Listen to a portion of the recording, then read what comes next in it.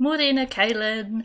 My name is Coral, and I'm friends with your mum through Facebook and some clicker training stuff.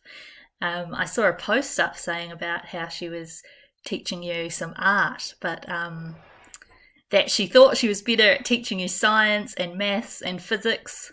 Well, luckily, I teach art and I really enjoy making resources for other people. So I thought I'd make you a wee video and a PowerPoint about some artists that I'm quite interested that hopefully you'll become interested in too and like to make some artwork about. So I thought you might be interested in the Surrealists. The Surrealists were quite a crazy bunch of artists. I'll show you a picture.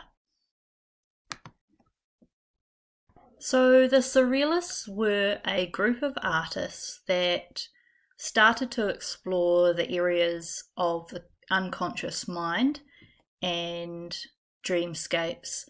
They were rebelling against the upheaval of intellectual thought that had taken over in the early, I think it was 17th and 18th century, and they felt that the most brilliant part of the mind was actually the unconscious, the things that we don't really know what we're thinking about, kind of like when we're sleeping. So they tried to make artworks that express those ideas.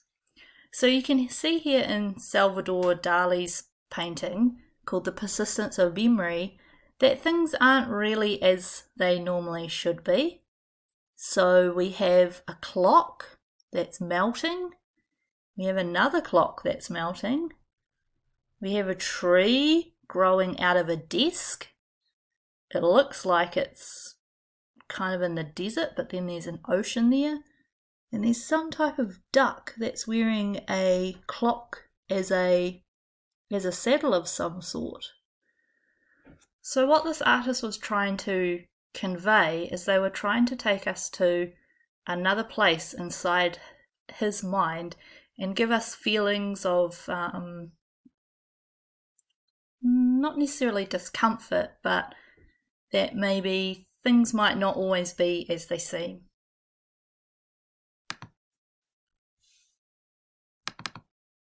Here's another one by Salvador Dali. This one is called Swans Reflecting Elephants. I wonder if you think you know why it's called that. Have a wee look at the picture. Here we've got some swans on a lake, but what's in the reflection? He's painted in some elephants. So he's reflecting back to us what isn't really there. We don't normally see that in the real world, but he's trying to make us look twice at the painting, that sometimes what we see in the world isn't necessarily what we see. So this is almost the opposite of science, maybe apart from, I don't know if it's atomic physics. Anyway, something your mum and dad will know about, where you look at something and then you look again and I guess it causes a little bit of doubt in your mind. But yeah, anyway, it's quite interesting. This is another artist called Rene Magritte, and this is called The Empire of Light. I wonder if you can see what's different about this painting. What technique do you think the Surrealists have used to make us think, something's not quite right here? We've got an electric light on down the bottom, and it's all dark around here. But yet you can see clouds in the sky. So that's pretty strange. You normally wouldn't be able to see that in the real world. So he's used a background of daylight to trick us that to create that surrealist aspect. So that's actually called juxtaposition. So that's putting two things beside each other that actually couldn't happen in real life. And this one, another one here by Marguerite called The Song of Love. What's happening in this picture? I can see that there's two legs down here, but as it goes up, they change into fish, and the fish are like sitting beside each other like they were boyfriend and girlfriend. And in the background you can also see a boat, but you can kind of see through it as well. It's like it's made up of the sea. So these are some other tricks that the surrealists have used to make us think, oh, this can't be real life, this must be a dream, or this must be from our unconscious. So this technique is actually called transformation. So it starts as one thing and it morphs into another thing. And this one in the background here is called transparency. So on our next page, I've just got some of the surrealist vocabulary with the techniques they use. So the first one is levitation, things that float that shouldn't. Juxtaposition, placing things near each other that don't make sense. So that's a little bit like that night and day one, like that didn't make sense. Scale, objects are bigger or smaller than normal in comparison to the background or to the picture. And transformation, objects transform from one thing into another. Let's see if we can go back and find any levitation or any ones with the scale. Let's see. This one here this one really doesn't seem to have levitation because there's nothing floating in the picture. What else was I looking for? Scale. Well, the ants are the right size. I guess the watch is quite a bit bigger than it normally would be. I guess that could be scale, but that's not a great example. Let's have a look here. Is there anything floating? Well, I've got the clouds, but they normally float, so that's not really what they mean. What was the other one I was looking for? Scale. We'll try and find some other examples in the next one I've got for you. So, the next pictures we're going to be looking at is what I think is really cool, is surrealism in art. What I like about it is that with this one here, the stripes have actually been poured onto the tiger, and I think that looks really cool. So, and then we've got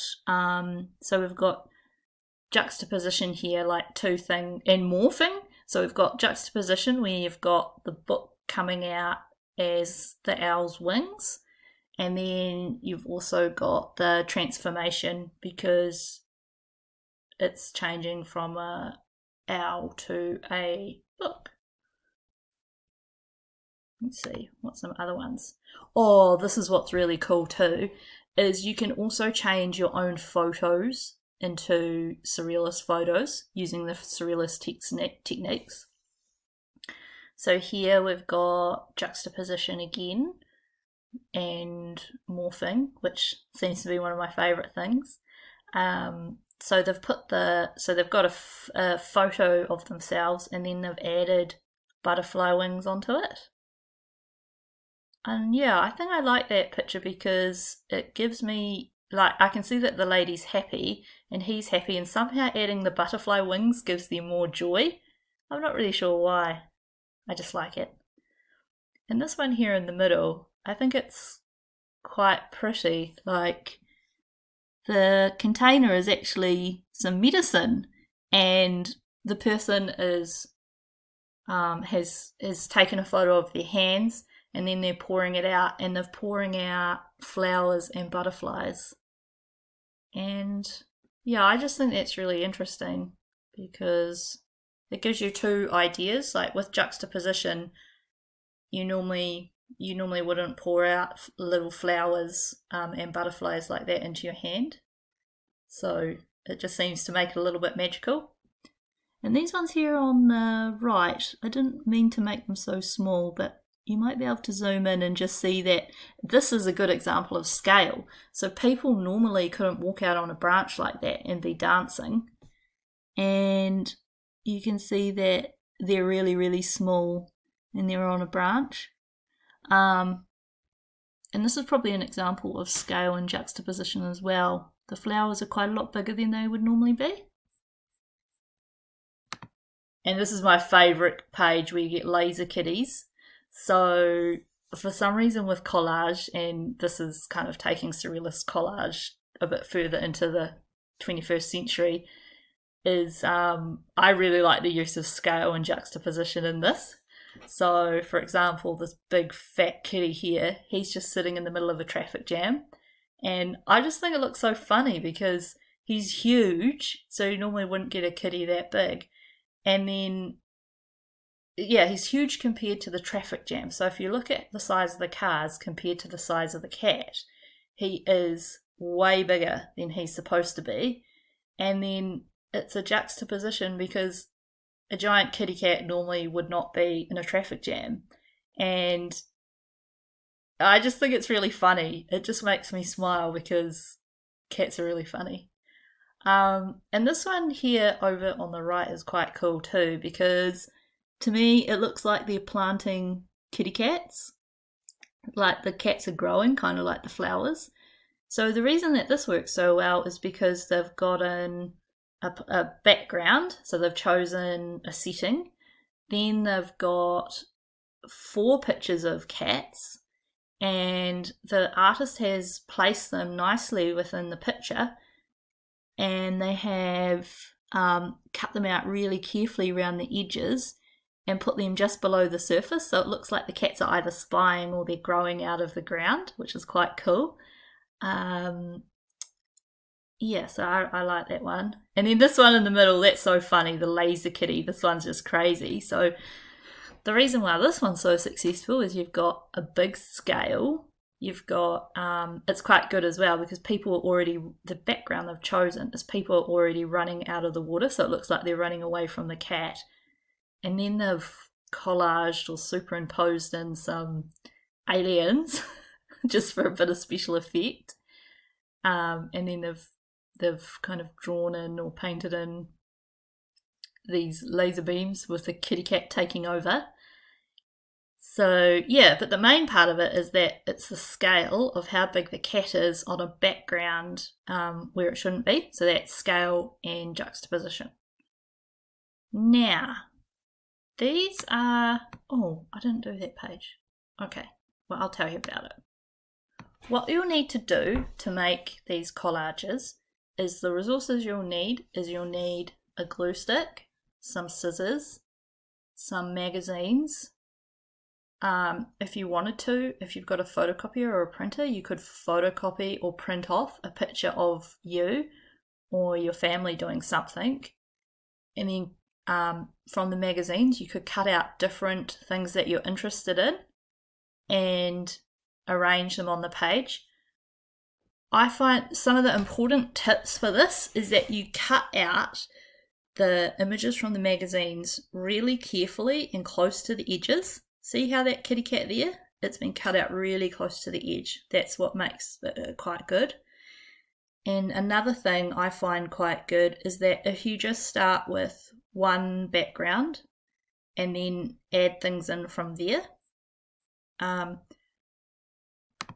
or if you want to, another thing you can do is if you just want to have a wee play around, is you could just cut out some animals and just actually start changing the shapes of the animals. You could invent some new ones. So you might have maybe a horse with a goat's head and with a snake's tail, and you could do that on a plain piece of paper, and then you could build up all these crazy different animals. And then if you wanted to, you could look back here. If you need a few more ideas, you could look back at this and just see how you're going to do that. So my video is just about to run out of time. I hope you've learnt something from this little video I've made for you.